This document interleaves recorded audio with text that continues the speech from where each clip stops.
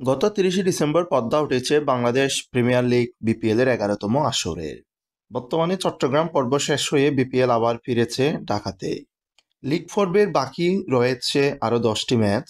শেরেবাংলা জাতীয় ক্রিকেট স্টেডিয়ামে এই ম্যাচগুলো অনুষ্ঠিত হবে। লিগ পর্বের ৩২ ম্যাচ পর্যন্ত ব্যাটিং ও বোলিংয়ে শীর্ষ ৫-এ যারা রয়েছে দেখে নিই। ব্যাটিংয়ে শীর্ষ ৫-এ রয়েছেন যারা, এই তালিকায় সবার উপরে রয়েছে তানজিদ হাসান তামিম, দল ঢাকা ক্যাপিটালস।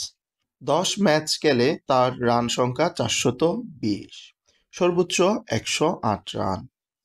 দ্বিতীয় স্থানে রয়েছে এনামুল হক বিজয়, দল দুর্বার রাজশাহী।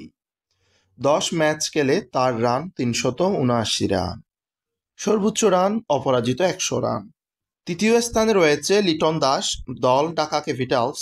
৯ ম্যাচ খেলে তার রান সংখ্যা ৩৪৮, সর্বোচ্চ রান অপরাজিত ১২৫ রান।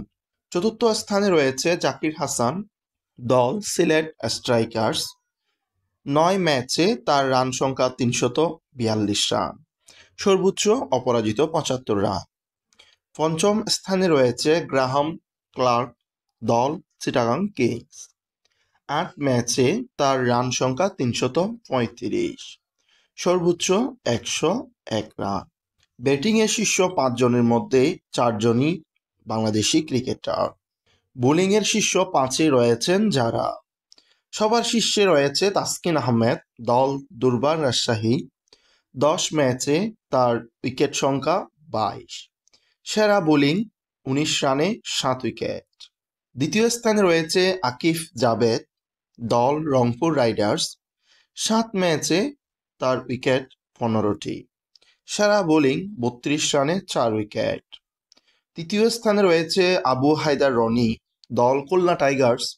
৮ ম্যাচ খেলে তার উইকেট সংখ্যা ১৫, সেরা বোলিং ৪৪ রানে ৪ উইকেট। চতুর্থ স্থানে রয়েছে কুশদিল শাহ, দল রংপুর রাইডার্স।